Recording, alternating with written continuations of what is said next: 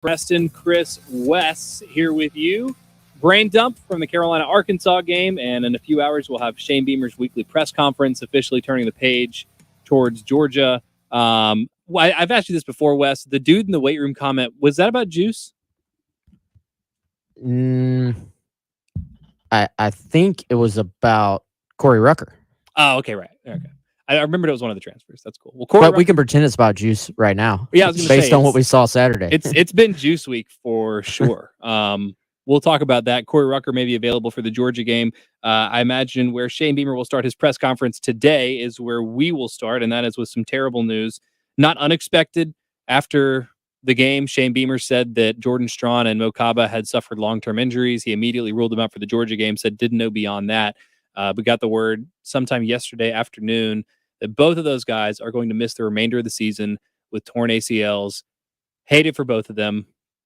Having done a lot of work, Jordan Strawn to become a captain, Mo Kaba to become the starting middle linebacker for the team so early in the season. Obviously a huge blow for South Carolina's defense too. I mean, really, guys that at least had to be key contributors for South Carolina going forward. So not much to say other than you hate it for those guys, and it's bad for South Carolina's defense. Gilbert Edmond listed as a starter at the edge in lieu of Jordan Strawn. That's Chris's guy.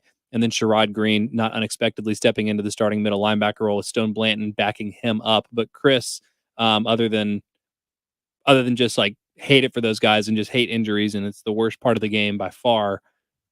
What is the immediate forecast for Carolina here? And real quick, I know you said to kind of move past it for those guys, but man, this is the second knee injury for both of those guys. Yeah. You know, Mo Kaba had the one in high school, and really, through no fault of his own, I mean, it took a while. Like the Mo Kaba we're seeing now as a true junior that we've been seeing is the one that we thought we would see. But one reason that we haven't seen it yet is just because it took him longer than it typically takes nowadays to get back from that injury. Jordan Strawn, of course, had a season-ending knee injury in the season opener for Georgia State in 2019 against Tennessee and came back from that. So, is it the same knee for both of those guys? I don't know. Okay. I don't know. Wes, do you know? I don't know. I don't either. I was wondering that. But aside from that fact, like you said, Pearson, I mean, this is a blow. I mean, the one, there's no silver lining whatsoever. I won't even classify it as that. But South Carolina finally, and we talked about this storyline at linebacker, finally came into this season probably in the best shape in, I don't know, at least 3 seasons. Remember, we went through all those stats. Mo Kaba played 100-something snaps the entire year, the past couple seasons. For the most part, South Carolina would have 2 linebackers who played almost all the snaps, and then 1 or 2 other guys that would kind of spell them. Now they were in a position to where you felt like you probably had a little bit more of a 2 deep than you'd ever had. Now, once again, you're in a position where you lose a guy, a starter, in the second game of the year, and now you're elevating a backup to starter, and that taps into your depth. Even worse at edge, that was the one that we came into the season saying, you know, I don't know if anybody feels great about the depth. You were already banking on the 2 Jordans to take a step forward, and then you're banking on some guys like Gilbert Edmond, Tyreek Johnson, Tyrell Dawkins. You're counting on those guys taking a step forward too. And so now you're taking a question mark position and making it into a bigger one. You had to go through this as a player, unfortunately. I don't want to ask you what it's like because I know it sucks, but what's it like? Yeah, it's definitely, it's part of the game that you accept. And as cliche and corny as it sounds, every time you play football, each snap could be your last snap. And we're not even talking about the extremes of paralyzation or spinal injury, but it could be a knee, it could be a shoulder, it could be a pec, it could be something else. It's a violent collision-based game. Everybody accepts and understands that as part of the game. So much, yes, we hate that for them, but it's sort of like it's part of the agreement. You get and understand that. It's really difficult, especially for guys coming off of being re-injured because of the emotional toll that is involved in rehabbing a knee injury. ACLs have become so common that we think about it almost like a root canal or something. Like it's just, oh, he's going to get a cavity fill, he'll be back in. But it is a major surgery, which though medicine and surgery has improved greatly, there really isn't a guarantee that you'll get back or even further get back to being as good as you were. So it's really tough, specifically for a young person whose total identity is locked up in being a football player or even more so than being a football player, just being an athlete, being able to move. So definitely feel for them. They're going to have to go through a rehabilitation process that's long and forward, but it is a part of the game and the team's going to have to move on. Yeah, so Wes, I mean, Shane Beamer is going to express his condolences for those guys, and he's going to say it's next man up, and Gilbert Edmonds got to be ready, and Terrell Dawkins got to be ready, and yeah, I mean, Sherrod Green's ready because he's played football for 30 years at this point. It's next man up, and yet I can't shake the feeling that any conversation we have going forward about South Carolina's defense is going to have the asterisk of you're missing your starting middle linebacker and you're starting, strong side defensive end or weak side. I don't even remember which side he played on. You're missing 2 of your 11 starters, and that to me just automatically puts a cloud over those conversations for the rest of the year. Yeah, I mean, it matters. I think you kind of have to have both sides of the conversation, and that is that in college ball, even though we can sit here and talk about it and acknowledge it, most fans at some point are going to be like, oh, that's an excuse. I don't want to hear an excuse. But however, those guys were the starters for a reason. Jordan Strong was a starter and a captain for a reason. Mo Kaba was not starting, to steal Preston's word, he was not starting by default. He won a battle actually with a veteran guy and took that spot. We talked about him all offseason. So it is going to affect this defense, and it is next man up. And if you're Shane Beamer, you can't really let that excuse permeate the building. You got to just say, hey, this is how we do. It's next man up. But from an outside looking in, we can acknowledge it as well, but while also saying, hey, this is Sherrod Green's opportunity. It looked like he was not going to be the starter this year. Now he has that chance to go shine again potentially. Gilbert Edmond, a guy who probably was going to be able to sort of just play that backup role and be asked to do maybe some specific things. Maybe you could be a little more like, all right, let's get Gilbert in pass rush scenarios. Let's get Gilbert in certain situations. Now it's no, Gilbert, you got to go play number 1 Georgia this week. You got to play the run and the pass. There is no packages or specifics. It's you got to know how to do everything. And again, I do feel for those guys because they both, by all accounts, had excellent off seasons. They had just done everything that was asked of them to get to this point. I know injuries are a part of it, but I hate when guys have season-ending injuries and, the mental toll I'm sure that takes when you've spent every waking hour working towards getting to play 12 regular season games and it gets cut short so soon in the season. Just really hate it for those guys. I was just thinking about my personal experience. I've sort of been on both ends of the spectrum. Right? I was injured as a starter. I was taken out for the year when I tore my ACL, MCL, PCL, all of that good stuff, shredded it. And then somebody else had to step up and take that place.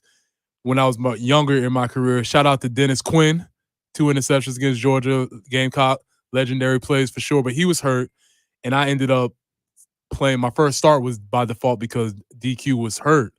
And I wasn't as good as Dennis at the time.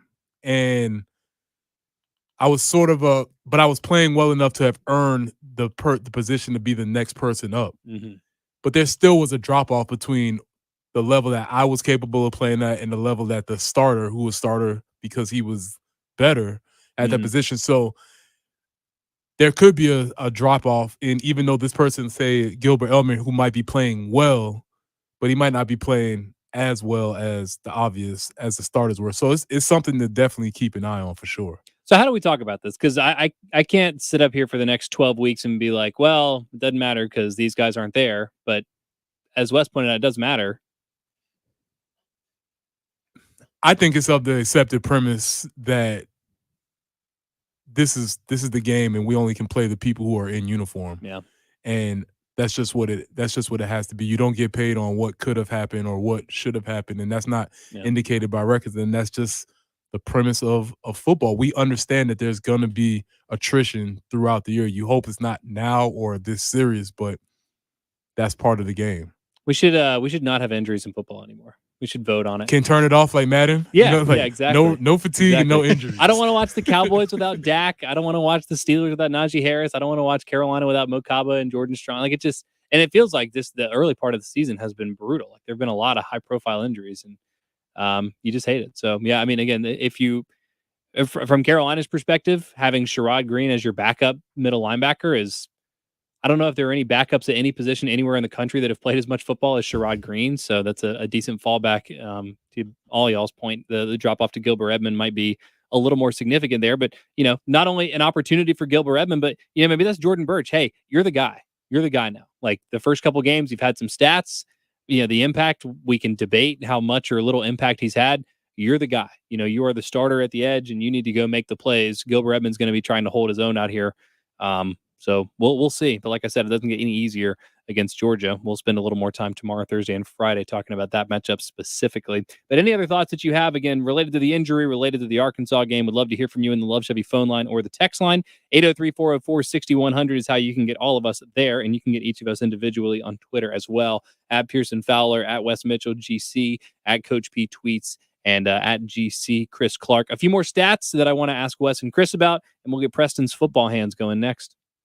The early game, 6 to 9 a.m. I was amazed. That opening sequence, 2001 to Sandstorm, and it was obviously every towel in the air. Everybody was singing. That was something else. One thing you can share with us that you've taken away from Shane that you apply to your team? Yeah, I think a lot of I didn't want to obviously take Shane's ideas of above all else and love, but I was fascinated by the way that affected his team, and the way it affected the culture of the locker room. So we did our own version of that. The early game on your home of the Gamecocks. 107.5 The Game. This is Damon Amendolara with your CBS Sports Minute, sponsored by Prevagen.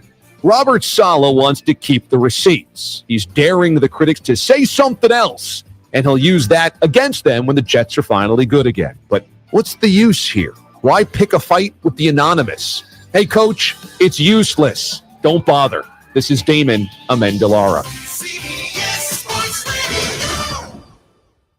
If you don't know your numbers, you don't know your business. That's true when your business is growing fast, and even more true when there's a lot of uncertainty. Inflation is running rampant, supply chains are clogged, and the labor market is tight. What does that mean for margins? But not every business is in the dark. Over 31,000 businesses know their numbers because they use NetSuite by Oracle, the #1 cloud financial system.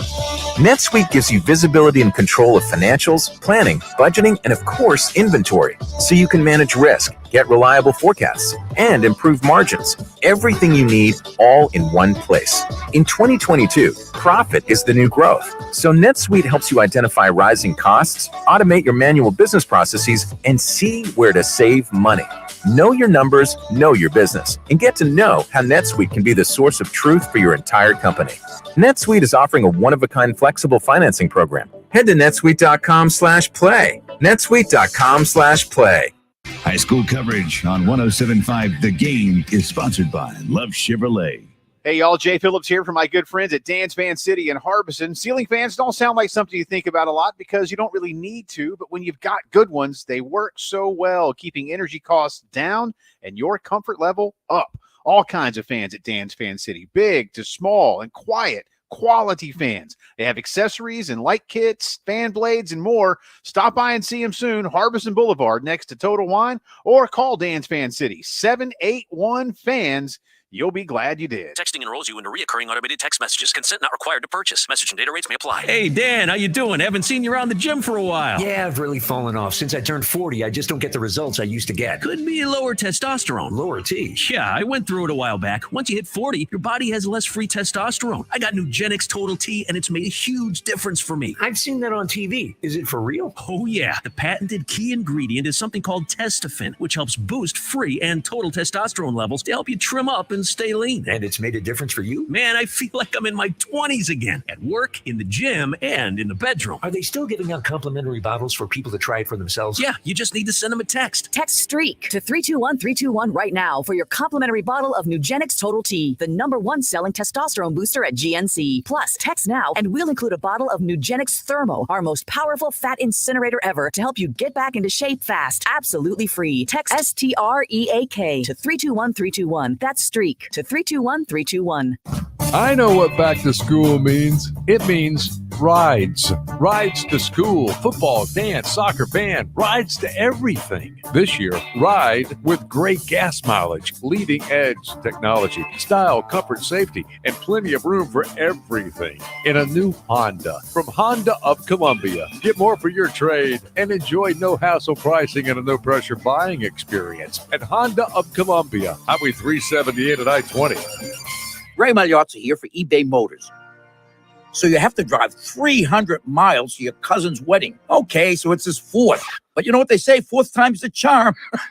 Well, here's the problem. Your tires are as bald as I am. But lucky for you, eBay Motors has tires for just about every make and model. Plus wheels, lug nuts, jack stands, and more. 122 million parts. Do they have tissues? Oh, good, because I'm definitely a crier. Get the right parts at the right prices. eBay Motors. Let's ride. Okay, everyone gather around. I have some exciting. Running her shoe factory, Kendra talks the talk and walks the walk. We're switching to green energy. She needs a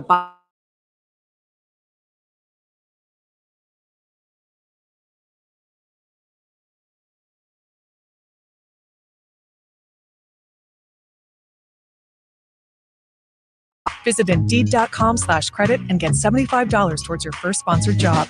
Terms and conditions apply. Broadcasting live from the Herndon Chevrolet Studios. This is 107.5 The Game.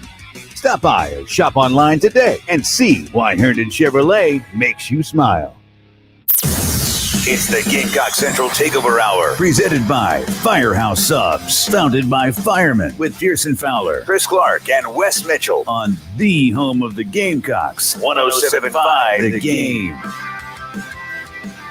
11:18 Tuesday morning, and welcome back into the Gamecock Central Takeover Hour. Pearson, Chris, Preston, and Wes here with you. Brain dump from the Carolina-Arkansas game. A few interesting stats that I don't know, just sticking in my brain. I can't figure out what to do with them. And Shane Beamer with his weekly press conference about 2 hours from now. Before we get back into some Carolina-Arkansas thoughts, though, one of the great sponsors of the Gamecock Central Hour are the good folks at Integrated Media.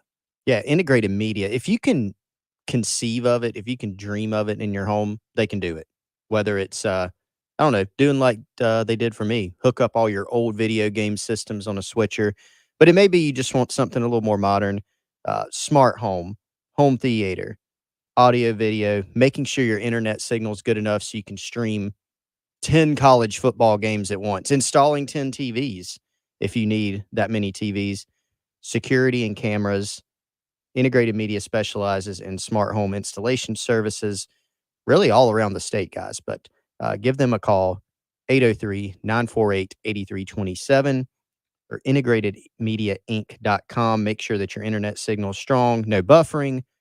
Make sure you can stream all the college football action all year. Get your man cave situated, get your video games situated, security, home theater. Those guys have you covered at integratedmediainc.com. All right, Preston, are you ready? Football hands are ready. Oh, there we go. The football hands are ready. Football hands are ready. I'm warmed up, got my jazz fingers going, fist pumping. Let's do it. So, Carolina lost to Arkansas this weekend. Hi, welcome in. Hope you enjoyed the game. A lot to take away. Carolina's offense, Carolina's defense, but you found something very interesting embedded in the game. As Arkansas was, they had just taken possession. I believe the score was 28-16. So this was the drive that made it 35-16. This was kind of a death blow for South Carolina a little bit. And as much as we've talked about the individual matchups, Zach Pickens doing what he needs to, and these guys are hurt, and what South Carolina doing offensively, you found an interesting coaching matchup that did not play out in Carolina's favor. Yeah, so during that specific drive, I guess when they were going in to kind of ice the game, what you saw was probably the feeling of inevitability when Arkansas felt like they were just running the ball at will. It was a big chunk of yards. and it was Kendall Browse versus Clayton White. And it was the real chess piece, the real chess match that was going on. Going back to what the caller said yesterday, said, is it time to scrap the 4-2-5? No, it's not. But one of the weaknesses of a 4-2-5 is not a balanced defense. You have to have one overhang player, which is either traditionally going to go to the strong side. It could go to other sides depending on where they declare it. It looked like the Gamecocks and Clayton White's defense were declaring it to the strong side. And so what Kendall Browse and his offense was doing, they were motioning the defense out of their strength and then running back to the weak side of the defense. And so the adjustments that the defense has to make is in the secondary, whether they're going to roll up one guy, whether that was Nick Emenwari or they were rolling up Devontae Reed, I believe. One of them has to roll up to sort of account for the strength side of the offensive formation. And what Kendall Browse found a little bit of an advantage was to be able to run back weak side. They ran that something similar to that probably about 5 or 6 times during the duration of that specific drive. And Clayton White and company did not have an answer for it. This is not, I repeat, this is not an indication of Clayton White as a defensive coordinator or anything. This happens every game to a defensive coordinator. What you hope is that you somehow come up with a stop and then you can get back to the sidelines and fix it on the whiteboard or fix whatever you're doing. They just weren't able to get that stop. Mm-hmm. And so sometimes as a defense, you know they got you just through scouting or whatever the case is, and you just get put in a really difficult situation. And the genius or the brilliant of Kendall Brown was to find what was working and to go back to it over and over again. So we talk a lot about adjustments, and this is a really I love this observation because a lot has been made of Marcus Satterfield and the adjustments that he does or doesn't make throughout the game. Clayton White, I think, gets a lot of credit for adjusting. This game was a great example. Arkansas scored on their first 3 drives. Then Carolina generated some stops. Where is the credit for that? Did Clayton White find an adjustment that worked? Was it just a matter of Carolina executing the calls better and forcing some stops? Kind of up for debate. But however you look at it, Arkansas started the game hot offensively. Carolina got some stops. The offense got them back into the game. And then Arkansas went and kind of iced the drive. And I believe I've actually misidentified the drive. I think this was the drive that Arkansas went up 28-16 because that was 4-yard run, 5-yard run, 4-yard run, 10-yard run, 8-yard run, 2-yard run, 2-yard run, pass complete for 7 yards, 3-yard run, pass complete for 9 yards, 5-yard run, 9-yard run, a loss of 1, and then a 2-yard touchdown run. So yeah, that just sounds like a backbreaker. That bridged the third and into the fourth quarter. And it's really difficult because a lot of times as a fan, that's when you might be watching it and saying, why can't we stop the... Yeah, we kind of all know it's coming, but because of the way that they've practiced all week to adjust to motions, they just have them in a mismatch situation. And it's not even that the defense wasn't fundamentally sound. It's maybe either somebody might be losing a specific matchup, or you might just have numbers that are dictated on your players playing their specific positions. It was like Briles adjusted to the adjustment. It's chess. It's the fun part of watching football. It was just a really smart way of playing ball. And one thing that Shane Beamer pointed out that I went back, I didn't notice it at first. South Carolina earlier in the game, and I don't know, for how long, but earlier in the game, they were playing some 5-man fronts. So they were playing, basically, it was 3D tackles. Like on drive 1, it was very interesting. It was Tonka Hemingway, TJ Sanders, and MJ Webb. And then they were playing Strawn and Birch on the outside. Sometimes it's like stand-up guys.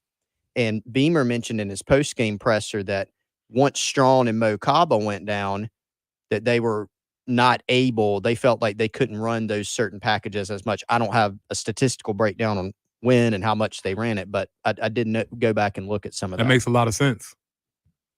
Chris, just reading my mind over here. I busted out the notebook. I'll say y'all share a notebook now too. Well, apparently he's been reading my notes or made the same notes. Reading your diary. I noticed that as well. And a lot of times you see teams, one thing I don't see South Carolina doing a lot of, they rarely remove the nickel and go to a true 4-3 traditional 4-3 set. I don't recall seeing much of that at all. They have obviously a goal line package, but I did notice it was basically like a 3-4 where you had the 3D linemen and then you had two quote unquote outside linebackers, but they were like stand up edge guys, which creates like a 5-2. And at the time, Mo Kaba was still in the game. So it was Kaba and Brad Johnson at the two linebacker spots. But what they did, at least one of the times I saw, they still had the nickel on the field and they actually had removed one of the safeties. So it was like you knew it was going to be single high safety because there wasn't another safety out there. And it was just one safety up top, your nickel, your two corners, and then essentially a 3-4 or 5-2, depending on how you want to call it. Almost. Yeah, so I thought that was interesting. And I even, going into this Georgia game, and I'm glad we're talking about this because it was a question I wanted to pose to everybody. I'm wondering, maybe you see more of that against a Georgia team that is going to want to run the football on you.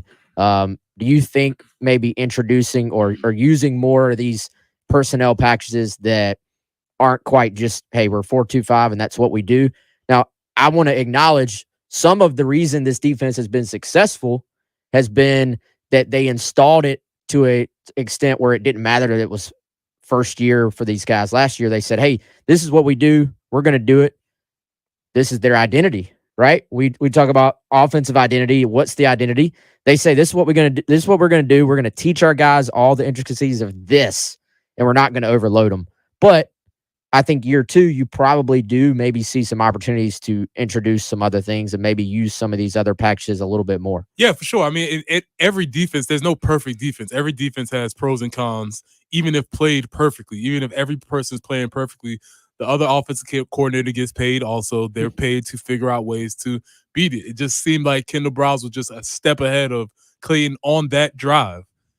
Again, that happens. That happens every game. Ideally, what should happen is offensive coordinator does A, defensive coordinator does B. Then he comes back with C, and it's just it's sort of who gets ahead of the other team. He just had them specifically on that drive. As you said, a 3-5-3 is a balanced defense. That way you have two overhang players, so adjusting to motions is not as big a deal. Whereas when you're in a 4-2-5, there's a lot more shifting that has to take place if a team chooses to use motion. And Kendall Browse was using motion to sort of identify strengths and weaknesses. And he had it, just like I said, it was a comprehensive game plan to attack what they were doing. No, and that's just saying, I can't reiterate enough that that's not a fault of a defensive coordinator. Yeah. You just hope, and they were close, you hope you can get off the field on the third down, because I'm pretty sure what's happening up top is like, man, they got us. Mm-hmm. They got us right here. This is going to be tough for us. You hope that either the offensive coordinator gets too cute and doesn't stick with the play that's working, or you hope you can somehow make a play. That way you can get to somebody just does something. Yeah, you just hope you get a play and you get to make a better adjustment the next drive out. Well, we'll have more time, obviously, later in the week to talk about Georgia. I would say just like preliminary, it's a lot easier to get away with that single high safety look against KJ Jefferson when you know he's not going to be looking to push it down the field. Stetson Bennett can hurt you a little more in the passing game than KJ could. So I'll be curious to see how much, if at all, they go back to that look. But definitely something to monitor. But yeah, I mean, like you texted me, go back and watch that play, and it was, like watching, because I already knew it was going to happen. It's like they run motion, and it's like the entire defense just like runs away from where the play is about to go, and it's like, I don't know what you're supposed to do about that. So, an interesting sequence. I saw a little bit of football hands, not a whole not too much. It was, just I was talking offensive football, so I don't really like that too much. We'll work on the football hands. 803-404-6100. Any other thoughts that you have on Carolina, Arkansas? It is a brain dump day, so any other thoughts that you have, would love to hear from you in the text line or in the Love Chevy phone line. And get all of us on Twitter at Coach P Tweets, at GC Chris Clark, at Wes Mitchell GC, and at Pearson Fowler. Want to hear Wes and Chris's take on one of the more interesting stats that I've found after Carolina, Arkansas. More of the Extra Point coming up next on 107.5 The Game. The demand for your used car is at an all-time high, and it's never been worth more. Herndon Chevrolet needs your trade. We'll buy your car, even if you don't buy ours. And to prove it, we're willing to beat any written offer by $500. That's right, we'll beat any written offer by $500. Visit Herndon Chevrolet today. Herndon Chevrolet, Herndon makes you wanna smile. Smile 803-630-5929 for more details. Hey Midlands, Gus Hurlong with Midas Auto Service and Tires. This is DK Joyner from Midas in the Midlands. I will not take my car anywhere for service but Midas. Total car care. Trust me, you will win at Midas. Thanks, DK. And don't forget to ask about our loaner cars while your vehicle is serviced. At the Samuels Reynolds Law Firm, we've seen how terrible accidents turn lives upside down, and we're proud to be the lawyers our clients depend on during their toughest moments. I'm Jason Reynolds. Call me when your family is faced with any serious injury or death. And I'm Stephen Samuels. When you're hurt at work, I go to work getting you the medical treatment and workers' compensation you depend on. We have the experience and passion you need when you need it most. Samuels Reynolds. True injuries, true lawyers. 779-4000. What I would tell people is that you don't have to be in pain anymore. Meet Dr. Justin Garzone, Medical Director at QC Kinetics, the nation's leader in using advanced regenerative medicine to give people lasting relief from chronic joint pain. What's exciting is that I get to see patients with our treatments actually get better. Have you discovered regenerative medicine? It's an all-natural way to use the power of your own body to restore and repair damaged tissue. We're using things that are already in your body, and we're simply concentrating them and then put it in an area of your body that you're having the pain so that your body can start the regenerative process, the healing process. For pain in your knees, hips, back, shoulders, don't assume the old treatments are the only treatments. Avoid drugs and surgery and get lasting relief. Call QC Kinetics now for a free consultation. Call QC Kinetics, 803-281-6860. That's 803-281-6860. 803-281-6860. Zero-Res Carpet and Air Duct Cleaning, the most trusted and reviewed cleaning company in town. Take advantage of their fall sale going on now. Get 3 rooms of carpet clean for only $119 when you mention me, Bill Gunner at 1075 The Game. Easily schedule your cleaning online at ZeroResColumbia.com. You're the one who protects the flock, and that requires an eye for detail. Because when safety and well-being are on the line, it's the details that can save lives. Even when no one else is watching, you see everything. Grainger gets you, and we're here for you, and all the ones who get it done with a wide range of safety products and solutions, plus board-certified safety consultants here to answer your questions. Call, click Grainger.com, or just stop by. Grainger, for the ones who get it done. NFL Plus is here, which means no matter where you are, this is how you football. You can stream live, local, and primetime regular season games on your phone or tablet, 45-minute game replays, and more. That's how you do it right there. This is the NFL for every fan. This is football freedom. This is your game on the go. Wherever you are, this is how you football. Go to plus.nfl.com/radio and start your free trial of NFL Plus today. Terms and conditions apply. Gamecock fans, are you ready? New for 2022, we have Legacy Headwear, Columbia Sportswear, shirts, hats, and jackets. Ladies, if you felt left out in the past, feel that way no more. Gamecock Traditions has focused on getting you the latest styling and in sizing made just for you. Looking for kid stuff, infant, toddler, youth are all plentiful this year at Gamecock Traditions. So come by today or stop by on your way to the game. Gamecock Traditions and GamecockTraditions.com, your one-stop Gamecock shop. It's the Gamecock Central Takeover Hour, presented by Firehouse Subs, founded by firemen with Pearson Fowler, Chris Clark, and Wes Mitchell on the home of the Gamecocks, 107.5 The Game. 11:34 on a Tuesday morning. Welcome back into the Gamecock Central Hour. Pearson, Preston, Wes, and Chris here with you. Want to let you know this is really fun. 107.5 The Game and Gamecock Central are giving you the chance to go to the Georgia game this weekend. Just log on to 1075thegame.com, click on the Gamecock Central Takeover banner, and register to win a pair of tickets to see Carolina take on Georgia this weekend. Your deadline is Thursday before 5:59 p.m., but it's pretty simple. Again, 1075 The Game, Gamecock Central Takeover banner. Get a pair of tickets to go see the Gamecocks and the Bulldogs. Should be a fun game. I don't know how competitive it's going to be. We'll see. We have Wednesday, Thursday, Friday to preview that a little bit more extensively. But if you want to go see the game, Georgia State was a sellout, so tickets might be hard to come by. Go ahead and check them out, 1075thegame.com. 803-404-6100. Let's go out to the Love Chevy phone line and talk to Zach, who has some thoughts on the Arkansas game. What's up, Zach? Hey, how's it going? Just wanted to point out that Georgia State, Arkansas, Georgia, the first 3 games of the year, it's got to be one of the hardest stretches of going up against any rushing attack in the nation for South Carolina. our D line has not looked good by any stretch of the imagination, and it's probably not going to look much better on Saturday. Hopefully that it does. But wanted to point it out and get your guys' thoughts on it. We've got to look better throughout the rest of the year, not by improvement. Hopefully we do improve, but just for the sheer fact that we're not going to be facing these absolute top dominant rushing attacks. Yeah, Zach, thanks for the call. I think that's definitely worth pointing out. Barry called in yesterday, and he did have the stats for South Carolina, which are not favorable in terms of stopping the run, but just purely volume. I don't know if anybody's going to run the ball as much as Georgia State and Arkansas. Like, Georgia will run the ball a lot this weekend, but I mean, Kendall Milton, I think, only had 50 yards against Oregon. I know that's an Oregon team. That is an Oregon team. Kentucky, Texas A&M, they'll also run the ball a decent amount, but this is probably the highest dose of run that Carolina will see this year. Now, does that mean that they failed their hardest test and you just hope that the easier tests, the numbers get better just because they are easier tests? I don't really know, but yeah, I think it's fair. I went back and looked. I don't know if you guys noticed Georgia State, who I almost picked to beat North Carolina. Maybe I did. Can't even remember what my pick was. It was that close. 7-point loss. Mm-hmm. Two tough ones. Tough opening stretch for Sean Elliott and his guys. But Georgia State, they did pretty well against North Carolina in terms of the running attack too. They went for 235, and did it with more consistent kind of. Didn't have as many long runs. Yeah, kind of grounded out.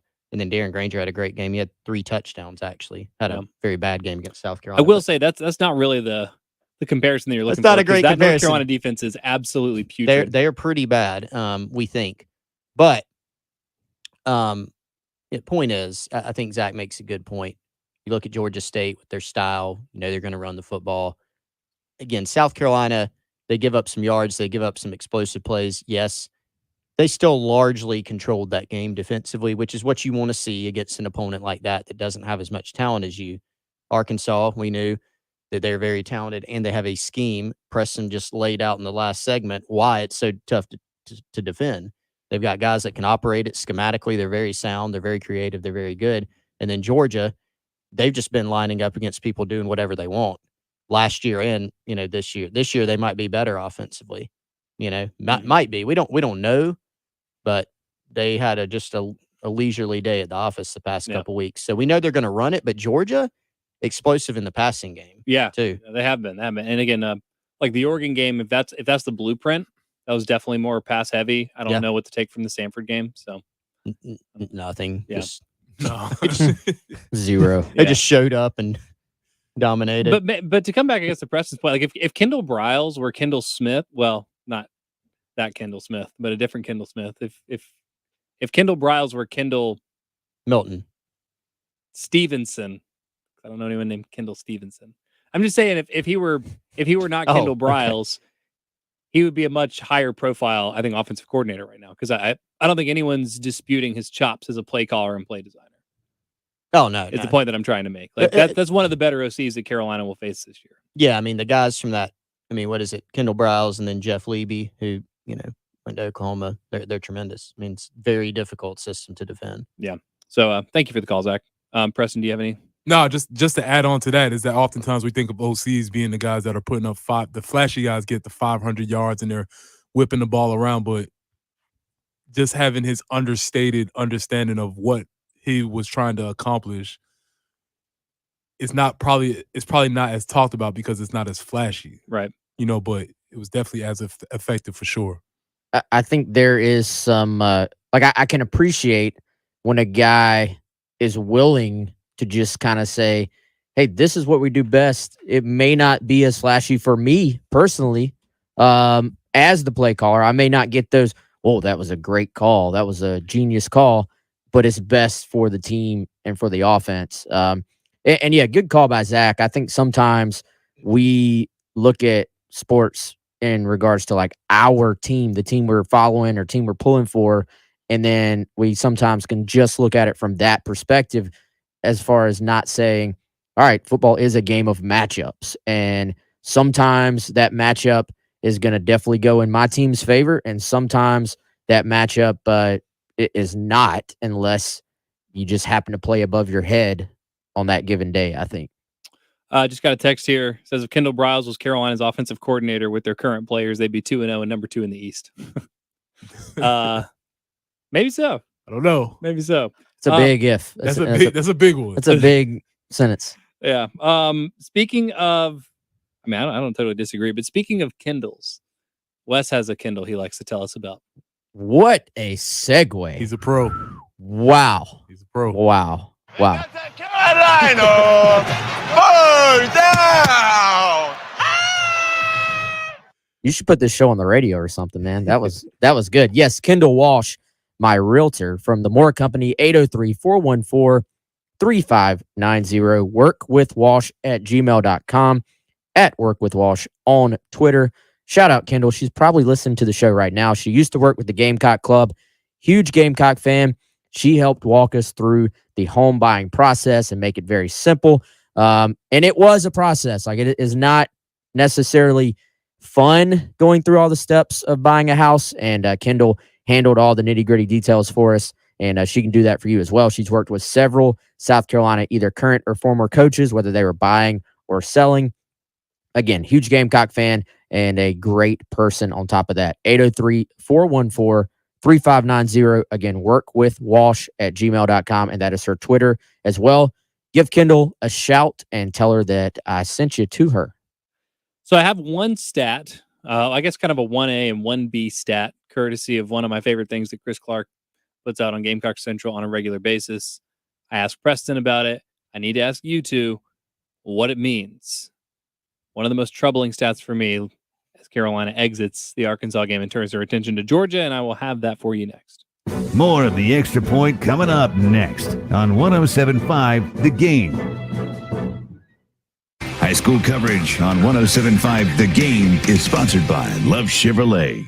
Just as you feel the effects of the summertime heat, your house feels it too. Lack of rain, high humidity, and random storms wreak havoc on your home's foundation, causing wall cracks, sticking windows and doors, mold, and musty smells. Mount Valley Foundation Services knows this and is ready to help. They'll protect and repair your home with permanent foundation, basement, and crawl space solutions. Schedule your free, no-obligation appointment today. Visit fixmyfoundation.com. That's fixmyfoundation.com.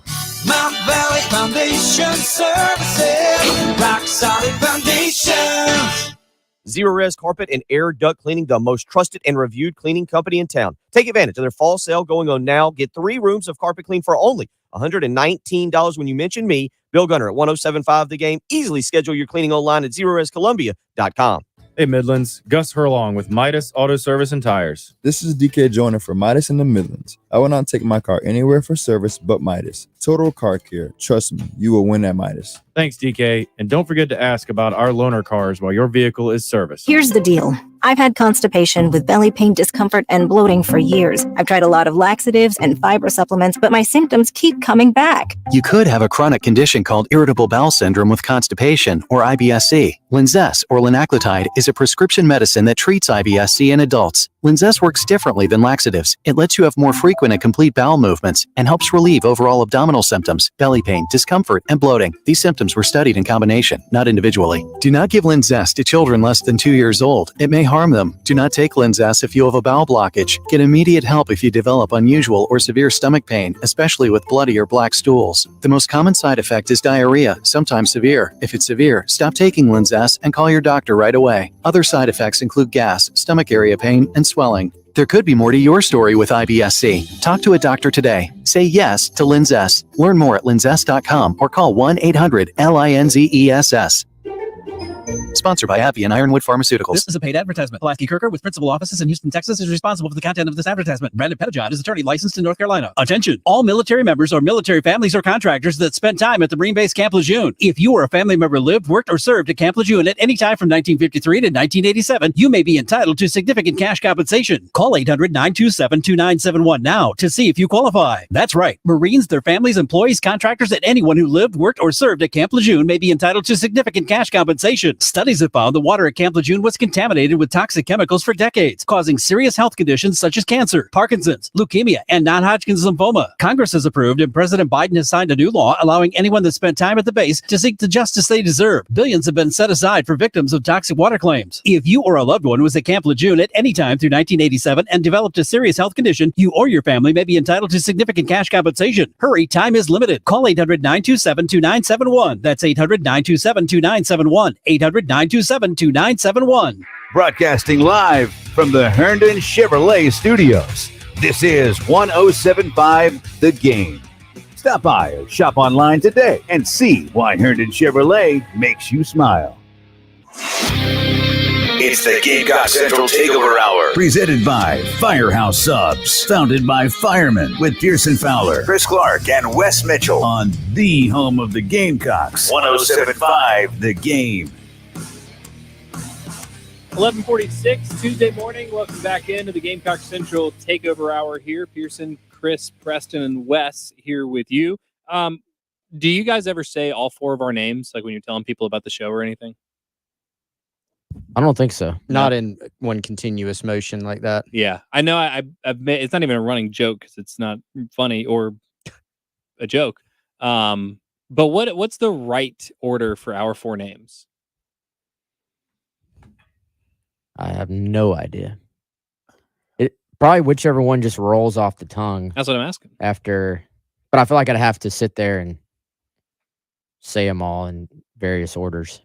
So there's going to have to figure out whether it's Chris Wes or Wes Chris, but Pearson and Preston have to be together because it sounds. Yeah, I think the so. P's sound together. Easy. Yeah. The PP, The P and the P boys. the PP boys. Well, Wes and Chris and Wes kind of they kind of go together as well because they both end with S, so it kind of rolls off as well. Like I default to Pearson, Preston, Wes, and Chris. For some reason, that sounds right to me. Yeah. The one I just did, I said Pearson, Chris, Preston, and Wes was really hard for me to say. That wasn't good. Yeah, I didn't like it.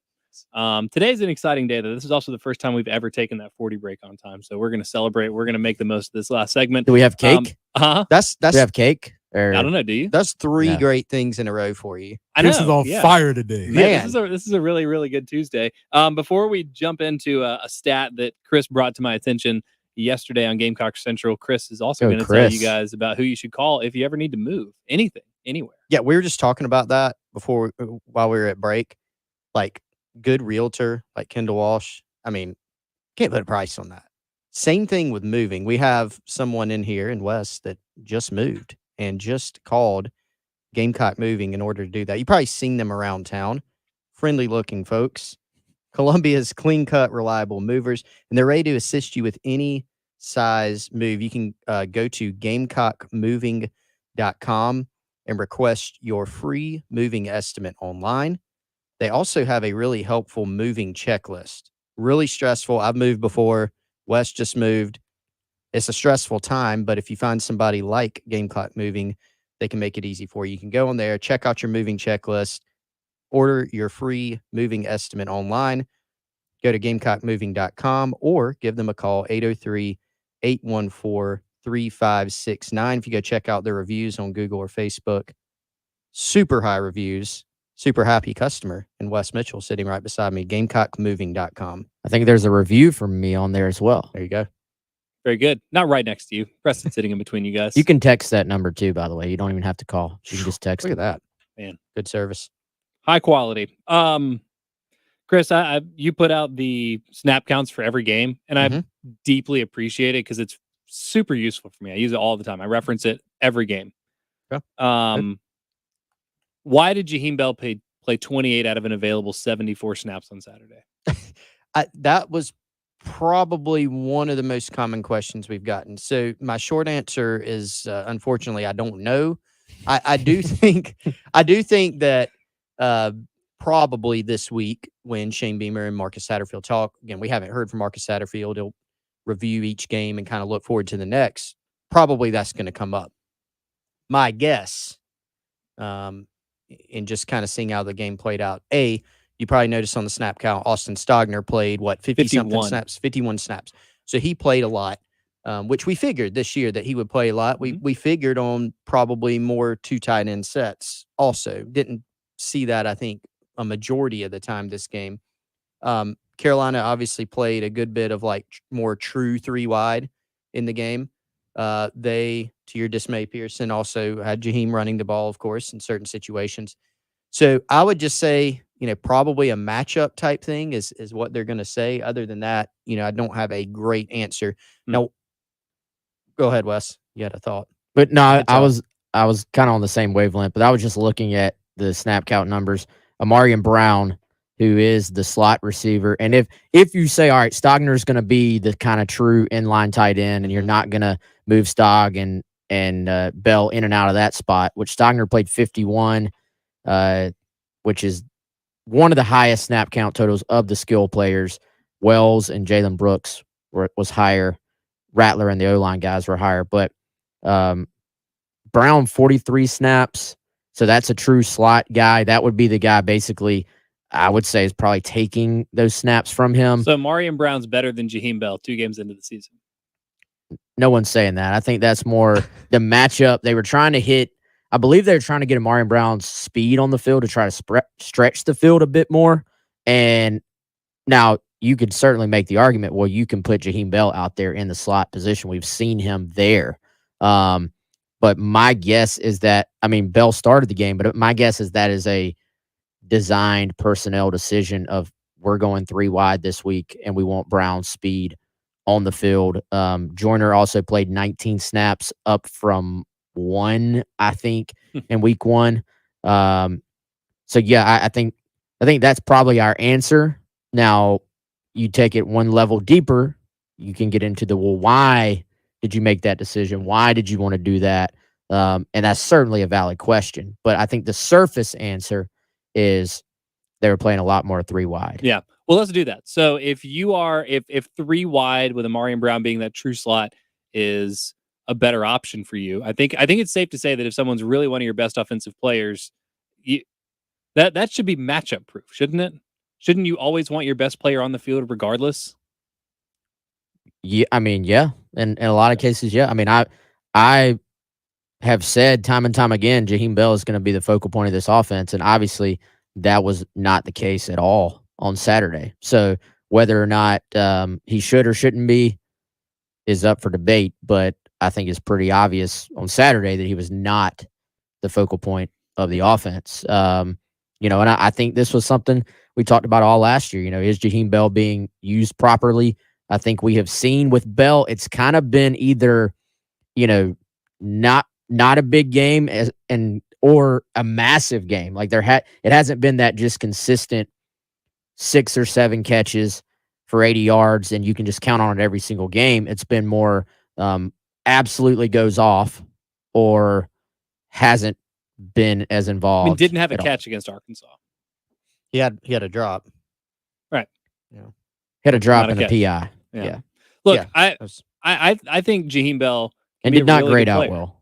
I think he can be a really good player. I think he should be a good player. I want him to be a good player. That would just be more fun to watch. But just giving him a bunch of carries isn't the answer. If Austin Stogner's beating him out for the tight end, it's like, where was Jaheim Bell probably best? Anyway, he was best used like Casey Crosby a couple of years ago. You've made that comparison. Preston loves Casey Crosby, one of his favorite players. That was an awesome face. Yeah. It looked like I just love that tandem. Casey Crosby and Hayden Hurst. Oh. Yeah. And you have take that. me back. So a lot of that is Jaheim Bell, also not can we charitably characterize him as not a prodigious blocker? Can we say that? Yeah. Fair. Get out my dictionary. Put him in the slot. Put him in the slot. And if Amarian Brown is just beating him out for the slot, then what is that? He's not your best running back. He's not your best tight end, and he's not your best slot receiver. Yeah, I think you got to, I agree with the premise, the 2 premises that you're making.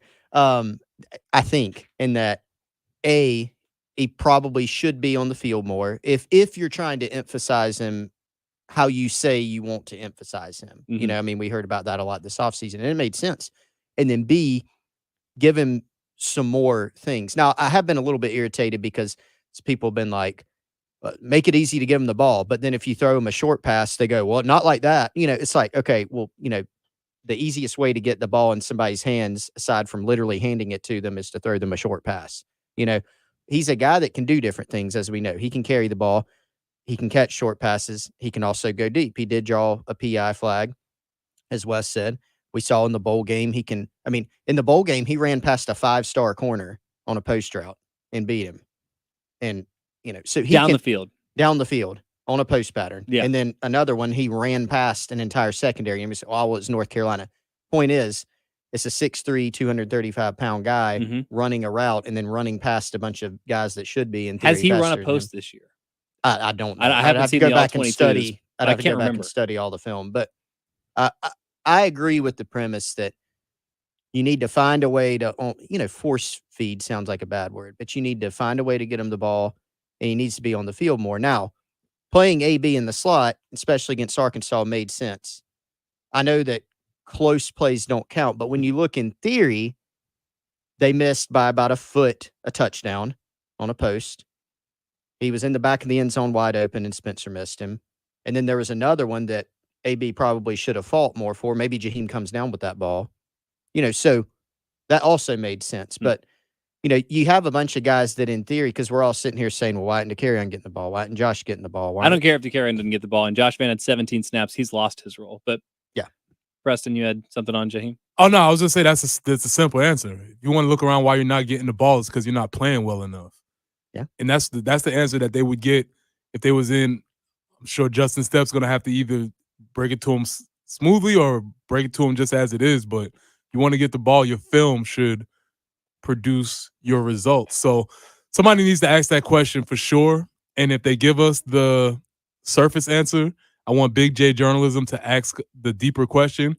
Or if not, then we just got to call BS on it, because they don't just award snaps for no reason. And if you are the best player on an offense, as you were purported to be, and you're not getting snaps, then there is a problem, either with the coaching staff or with you as the player. I don't know, but there's a breakdown there. I imagine somebody will ask that. I don't know if it will be of Shane Beamer today or the coordinators tomorrow, but we do have opportunities to hear from the coaches. So hopefully we hear that. I'm sure we'll hear a lot more from Shane Beamer coming up in about an hour and a half. We'll, of course, have that for you live here on 107.5 The Game. But that is all we have time for here on the Gamecock Central Takeover Hour. Appreciate you all listening and be a part of the show as always. And we'll talk to you again tomorrow. Celebrating our 15th